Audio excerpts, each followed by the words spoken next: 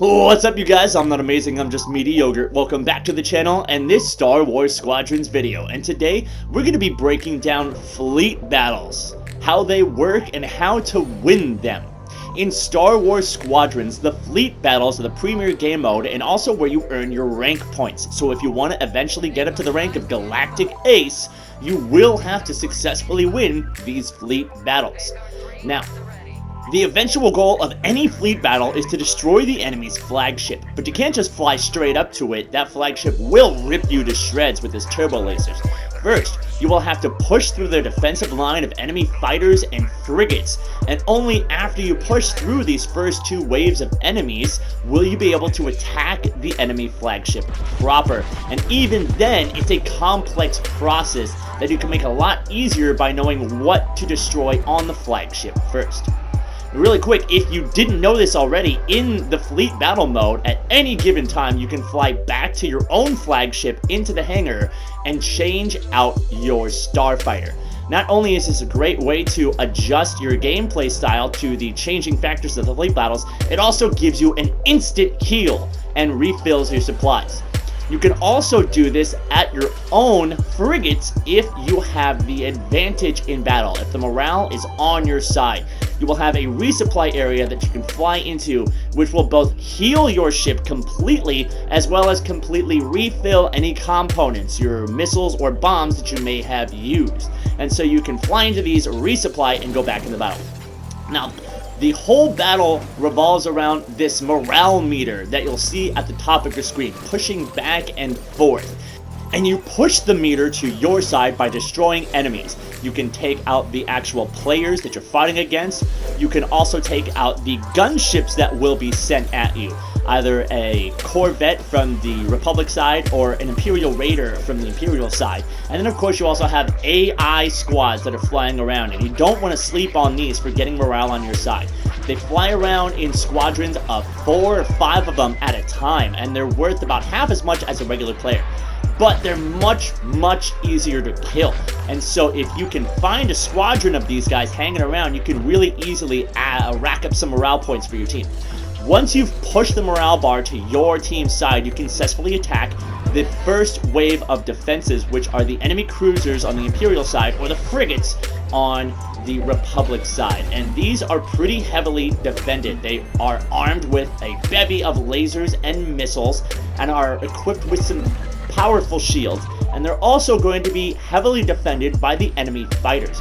At this point in the game, the opposing team is trying to destroy as many of you as possible, and that's going to push the morale meter back to their side. So you don't want to just focus on attacking the ships, you also want to keep in mind to destroy enemy fighters, because that will keep the morale on your side. If they eventually push enough of you back to your side and push the morale meter back to theirs, you're going to have to fall back. Their big ships will get a whole lot more powerful and will easily rip you apart, and you'll have to flee the area very quickly. And then it's going to be up to you to defend your own frigates. And of course, just like before, you're going to have to wipe out enemies in order to take the morale back to your side. And you're going to want to focus on the damage dealing enemies. So things like bombers are really powerful against your cruisers, and so you want to get rid of those. And you're also going to want to look out for whichever enemy has the big star on them. This is the Corvette for the Republic side or the Raider for the Imperial side. And this is a heavy enemy gunship that will spawn in once the morale is pushed to their side. And then it will fly in and help the enemy try to destroy that ship. It's worth 20 points to bring down, and it also has a lot of firepower on it. So make sure you get rid of that thing as soon as you can, and push that morale meter back to your side so you can then go and assault the cruisers. And once you eventually destroy those cruisers, you will finally be able to take on the enemy flagship. And we're going to take a very specific section of this video to talk about attack runs on enemy flagships, because these are extremely heavily defended areas. Not only are they armed with tons of defensive weaponry, but you're also going to have to deal with the incoming enemy fighters. And there's specific areas on that flagship that you're going to want to target first. there's actually subsystems on every flagship.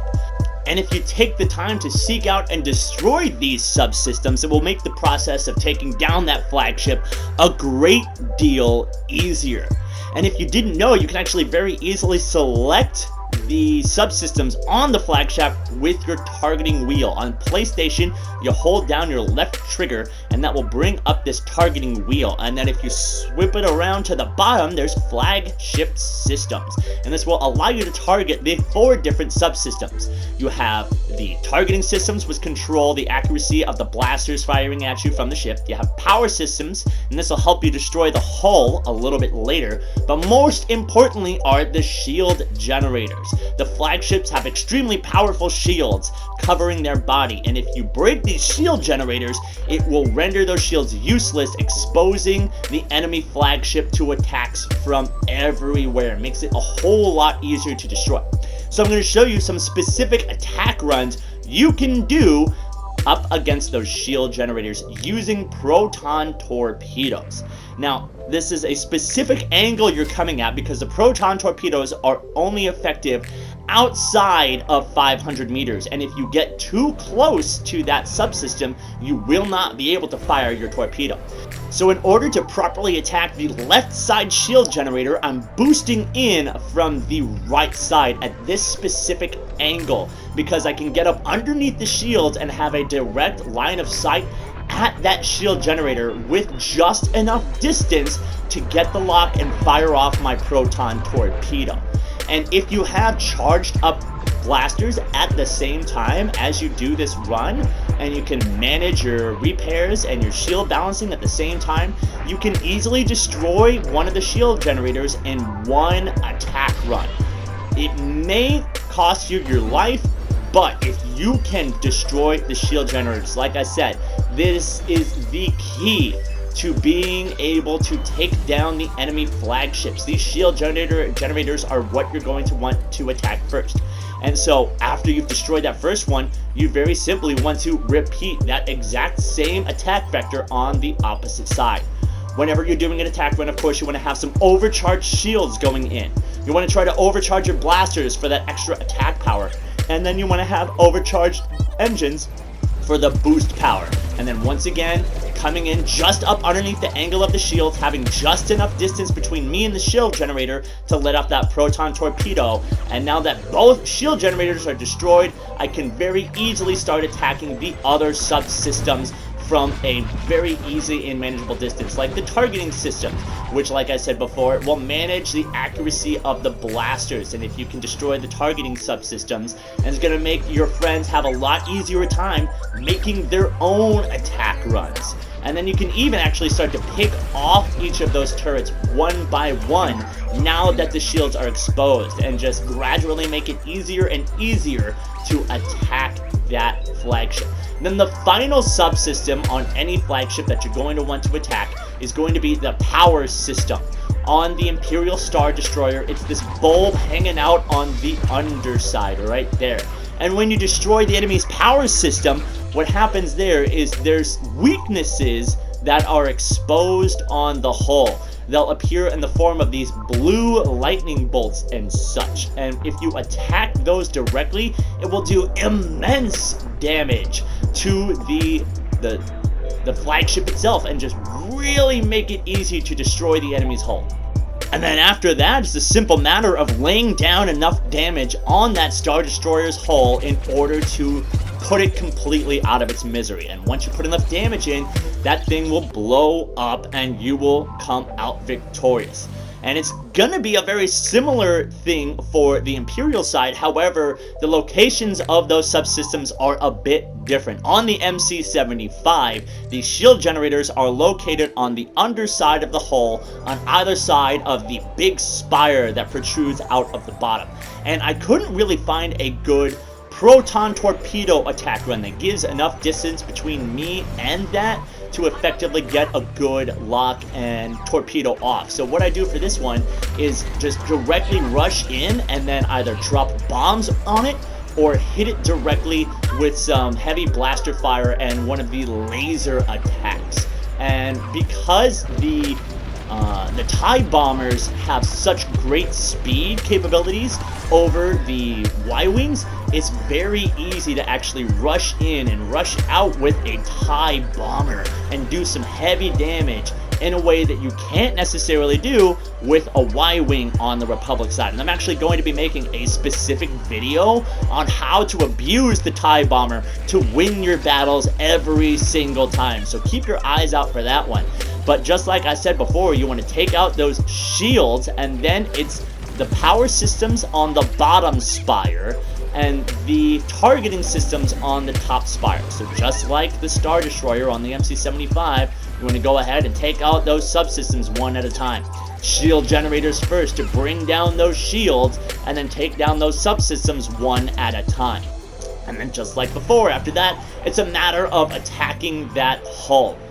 One thing you do need to keep an eye out for when you're actually attacking the ship's hull is areas of damage. If the ship has taken enough damage to a specific section of the hull, it will actually become completely destroyed, and trying to attack that section anymore is going to give you no results at all. You will actually not hurt the flagship at all if you're trying to attack these burnt up sections. So you need to make sure you're finding clean, undamaged sections of the enemy flagship to destroy, and not attacking stuff that's already been blown to smithereens.